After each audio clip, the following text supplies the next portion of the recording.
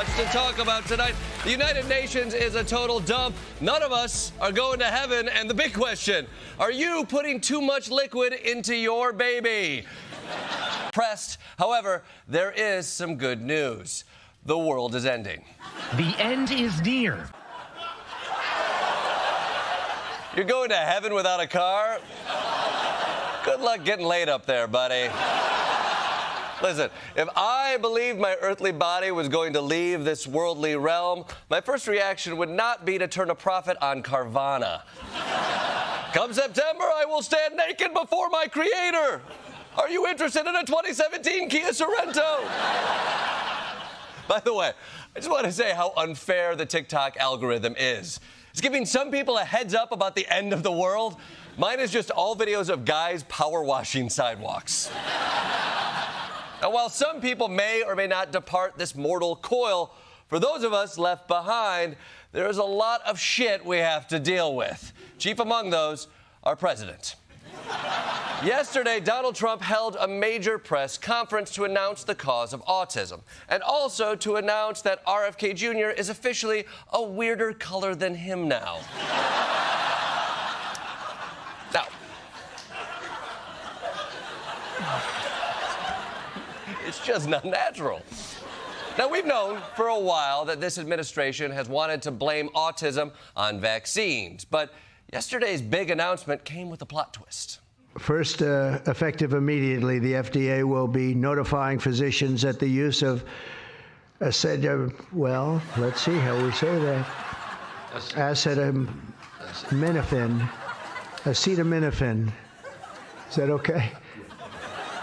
Which is basically commonly known as Tylenol. Tylenol! At least you finished strong. Now, I don't want to suggest there's been some disconcerting cognitive decline, but back in 2020, that mofo could spit out hydroxychloroquine no problem. So, everyone was waiting for Trump to blame autism on vaccines, but he zagged and blamed Tylenol, which is especially strange because nearly all health officials say there's no causal link between acetaminophen and autism. However, Trump has his own recommendation. Tylenol during pregnancy can be associated with a very increased risk of autism. So taking Tylenol is not good. Don't take Tylenol. Don't have your baby take Tylenol. Don't take Tylenol. There's no downside. Don't take it. Don't take Tylenol. But with Tylenol, don't take it. Nothing bad can happen. It can only good happen. Ask your doctor if it can only good happen for you. Trump is so pissed at Tylenol, he's going to start bombing the pain reliever aisles at Walgreens. Joke's on you, Trump. Even missiles can't get through that plexiglass. You're going to have to ring the customer service button like the rest of us. You can tell Trump doesn't understand what a woman goes through during pregnancy. But as a dad who didn't miss a single appointment, it's not true that only good can happen if you don't take Tylenol. Not treating a pregnant woman's fever could cause irreparable harm before the baby comes out of her butt. Read a parenting book, Trump. And Trump wasn't just playing fast and loose with acetaminophen. He made sure to throw some anti-vax classics in there, too. And by the way, I think I can say that there are certain groups of people that don't take vaccines and don't take any pills that have no autism. That have no autism. Does that tell you something? That's currently. Is that a correct statement, by the way?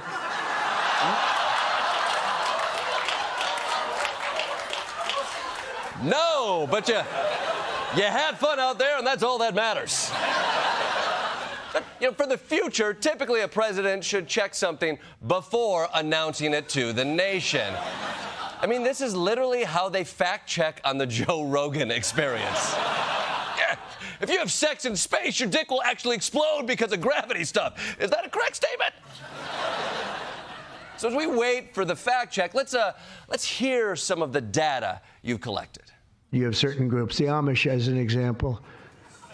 They have essentially no autism. It doesn't exist with the Amish community, and they don't take all of this junk. It doesn't exist. Yeah, are the Amish the best control group for this? So based on the Amish, the cure for autism could either be not taking Tylenol or being scared of a Roomba. Now, Trump didn't flat out say that kids shouldn't get vaccinated, but he did argue that the shot should be spread out rather than combined. And he had a very unusual explanation for why. It's too much liquid. Too many different things are going into that baby at too big a number. You have a little child, little fragile child, and you get a vat of 80 different vaccines, I guess. And they pump so much stuff into those beautiful little babies. They're pumping, it looks like they're pumping into a horse.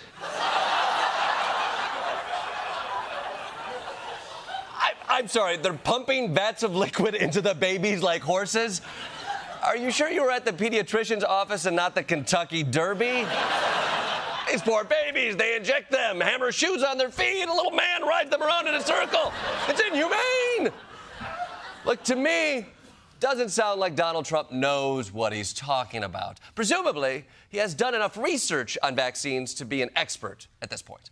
The MMR, I think, should be taken separately. The mumps, measles, and the three should be taken separately. Yes, the MMR vaccine, mumps, measles, I want to say Ringo, probably.